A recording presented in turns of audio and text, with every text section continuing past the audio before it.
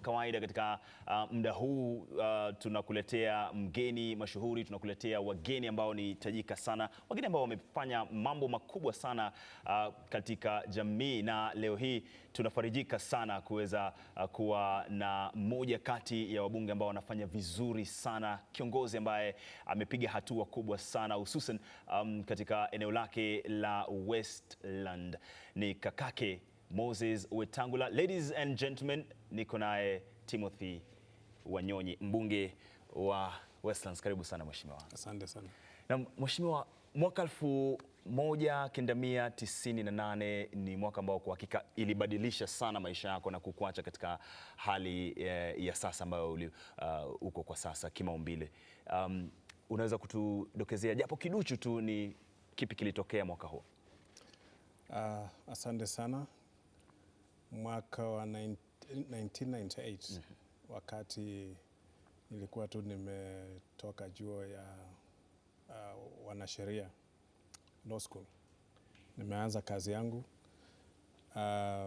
Jioni siku moja nikienda kumpeleka rafiki yangu mahali penye anakaa, nilifamiwa na wakora na wakaonipika risasi wakitaka kuiba gari, na ilitokea wakaiba gari ikaenda, lakini ni hivyo walikuwa wameniumiza. Yeah. Pole sana mheshimiwa, lakini hata hivyo tunashukuru kwamba mpaka sasa umeibuka na kuwa kiongozi wa aina yake wa kipekee. Niliona hilo ilikuwa ni dosari, lakini sikutaka liniweke chini niseme pengine maisha yangu imeisha. Na unajua maisha ni unaweza ishi kwa hali yoyote. Unaweza kuwa katika hali niko, unaweza kuwa kwa hali ya ile ya kawaida, na kuna mambo mengi yanatokea maishani. Kama kabla hujaaka duniani hujui safari yako itakuwa namna gani. Bila shaka. Yeah. Na mheshimiwa, tuzungumzie eneo bunge lako la Westlands, ambapo kwa hakika mtu akisikia jina Westlands sana taswira ambayo inamjia kichwani ni majumba ya kifahari, ni wakwasi ambao wanaishi huko, lakini pia kuna baadhi ya wale ambao wanaishi katika maeneo ya mabanda. Umefanya vizuri sana katika kukuza watu katika eneo hilo la Westlands. Je, sasa wale ambao wanaishi katika mitaa ya mabanda una mipango gani na wao? Ama utafanya nini kuona kwamba pia wao wanajihisi kama watu wa Westlands? Kazi yangu kama mbunge ni kuwakilisha watu katika nyanza mbalimbali katika mambo ya kimaisha. Sana sana tunaangalia hawa watu maisha yao iko vipi, ni nini wanataka, hutuma kutoka kwa wale ambao wanafanya kama watu wa serikali, wanataka usalama, wanataka watoto wao wasome, wanataka wapate makao mazuri, wanataka pia wajifunie kuwa wananchi wa Kenya. Na wale vile wanaishi katika zile sehemu duni zile za mabanda, kitu ni kwamba hawa watu ni vile tu hakuna makao bora ambayo imetengenezwa kupitia kwa miradi ya serikali.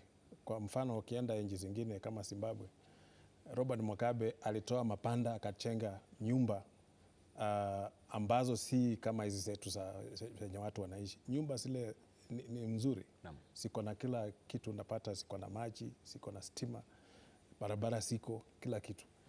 Na zile nyumba ambazo zile hali ya wale watu kiwango hiyo. Na hiyo nafikiria tukifika kiwango kama hiyo tutatoa watu wetu kwa ile maisha wanaishi, ambayo wakati mwingine wakienda huko wanaweza huzunika sana. Unaona watu wanaishi maisha ambayo ni kama hata mnyama hawezi ishi maisha kama hayo. Yeah. Na mheshimiwa, na katika eneo bunge lako la Westlands, wewe ni mmoja kati ya wabunge wengi tu ambao mnazingatia sana elimu, na nafahamu ufika kwamba katika bunge lako unatoa bursary na at the same time unatoa pia scholarship, na pia ninafahamu kwamba 20% ya mshahara wako pia unakwenda kusaidia watoto yatima na wale ambao wanaishi na ulemavu. Siri ni gani? Kitu ya kwanza ambayo matatizo ambayo inakera sana watu ni ile matatizo ya kutoweza kupeleka mtoto shule. Unapata wa mtoto mwerevu amepita mtihani, ameitwa shule kama tuseme kama Alliance, Nairobi School, shule kubwa kubwa, lakini mzazi hajiwezi, mambo yanakuwa magumu sana huyo mtoto kwenda shule. Na njia peke yake nikimnukulu ile alikuwa rais wa South Africa anaitwa Nelson Mandela. Wakati alitoka gerezani wakamuuliza nini utafanyia wale wa South Africa ambao wale maskini. Alisema nitawapa elimu, na kupatia elimu ni kutoa ujinga, ni kutoa umaskini, ni kutoa kila kitu. Hiyo ndio njia peke yake inaweza kusawasisha, kutoa mtu katika hali ya chini na kumleta katika kiwango chochote. Kwa mfano tuangalie kama rais wa Marekani Barack Obama. Kama baba yake hangepelekwa Marekani kwenda kusoma, pengine angekuwa rais wa Marekani. Kwa hivyo elimu, mimi naangazia elimu kwa sababu elimu itatoa mtu mahali fulani, imsongeshe kiwango fulani katika hali ya kijamii. Naam. Na mheshimiwa, pia wewe ndo mbunge, mmoja kati ya wabunge ambao tayari umetoa mwongozo wa jinsi ambavyo unataka kupeleka eneo bunge lako la Westlands. Na hivi karibuni uliweza kutoa ile blueprint ama ile strategic plan ya eneo bunge lako. Ni yapi ambayo kwa hakika unaangazia sana katika hiyo strategic plan yako? Katika strategic yangu yenye nilitoa ambayo inaelekea kuisha mwaka huu, kitu ya kwanza nilikuwa ni kuwezesha watu watoke katika ile hali ya umaskini na kuwapeleka kiwango ingine. Kwa mfano wakina mama tumewatoa katika ile kiwango ya kama alikuwa anafaa hizo biashara ndoko tukawaweka kwa vikundi, alafu wanaanza kuchangia wenyewe na wamejiwezesha. Sasa wakienda wako na miradi mbalimbali wanafanya. Kitu ya pili ni kuwezesha vijana pia watoke katika ile hali ya upweke, tuwalete mahali ambao wanaweza wakatengeneza hela zao wenyewe, na hiyo tumefanya. Mambo ya elimu tumeangazia sana, tumeboresha mashule, tumepeleka vijana shuleni, tumewapeleka juoni na mambo mengine kusaidia wazazi ya kuonyesha kwamba lazima watu waende wapate elimu. Mambo ya usalama tumeangazia kwa kushirikiana na wale ambao wanapeana huduma ya usalama na kushirikiana na wao kuleta usalama katika eneo la Westlands. Kwa mfano kuna mahali ambapo walikuwa watu wanaokopana sana. Unapata hao watu wenye wanakaa katika vitongoji duni na wale wanakaa kwa nyumba za bahari, wanaona ya kwamba hawa ni wahalifu, na ili hao watu ndio wanafanya kazi kwa hizi majumba kubwa. Tukakuja tukakaa na wao tukawauliza, kama huyu mtu ni mhalifu na unamuokopa anaweza kukuua na anafanya kazi kwa boma yako, sio ni rahisi sana kukufamia, anaweza kukuua, anaweza kukutia sumu ama afanye chochote. Kwa hivyo tukajaribu kuleta hiyo watu waelewane ya kwamba jirani yako ni yule mtu mwenye ako karibu na wewe, anaweza kusaidia chochote. Anaweza kuwa askari yako, anaweza kuwa driver, anaweza kuwa mlinzi wako na ile mtu yote. Kwa hivyo kuwezesha hao watu pia na zile makampuni kubwa kubwa ambazo ziko katika eneo la Westlands, kuwauliza tu kwa mfano watoe tu 5% peke yake ya zile kazi ambazo wanapeana wapatie vijana. Okay. Ili kutoa hii vijana katika ile hali ya kukaa tu ambao hiyo ndio inaleta mambo ya uhalifu. Haya, mheshimiwa, najua tuna mengi sana ya kuzungumza kuhusiana na eneo bunge la Westlands, lakini hata hivyo muda huu wacha tuchukue fursa hii kuwapatia watazamaji ambao wanakutazama kwa sasa na maswali yao kupitia mitandao ya kijamii Facebook na Twitter, ambaye Kadzo Mongela yuko standby upande ule mwingine. Kadzo, wanasema vipi? Shukran sana Lemoka upande wa pili wa studio. Mtazamaji, kupitia tu baadhi ya rafa ambazo nazipata, wengi wanasema kuwa Zuleka aweze kupatiwa muda zaidi kuweza kuwa hapo studioni, kwa hiyo tumbuiza sana. Namuona Davison Kiptoo anasema kuwa anatizama kutoka Nairobi. Anasema thumbs up to Honorable Wanyonyi. You are amongst the few leaders that we still have in Kenya right now. Mahanjan, keep the show up as always. Shukran sana. Jerry Nyandua anasema anauliza kuwa kama mheshimiwa aliwasahau vijana wa Githongori timu ya mpira? Hilo ni swali kwa mheshimiwa. Dan Kiprop anafurahia tu Zuleka ambaye alikuwa hapa studioni. Mlinzi mmoja, shukrani sana kwa arafa yako. Evans Ocheng na kuona vile vile. Mtazamaji, kumbuka hashtag ya kutumia jioni ya leo ni #MahanjamKBC. Kama una swali lolote kwa mheshimiwa wetu jioni hii ya leo ataweza kukujibu. @Kadzomongela, @Lemoka, vile vile @KBC Channel 1. Kwako Lemoka. Asante sana, asante sana. Mheshimiwa, ulisahau kikosi hicho? Hapana, kwa sababu kitu ingine nimeangazia sana ni michezo. Naam. Na vijana kila mwaka niko na ile tournament inaitwa Timu Wanyonyi Super Cup. Ambao wanakuja wanaingia wanacheza, alafu mwishowe na kila mwaka huwa timu zinaendelea kuongezeka. Mwaka huu tulikuwa na timu karibu 60 na kitu. Na hizo zote na za wasichana na vijana. Kwa hivyo pengine hiyo timu pengine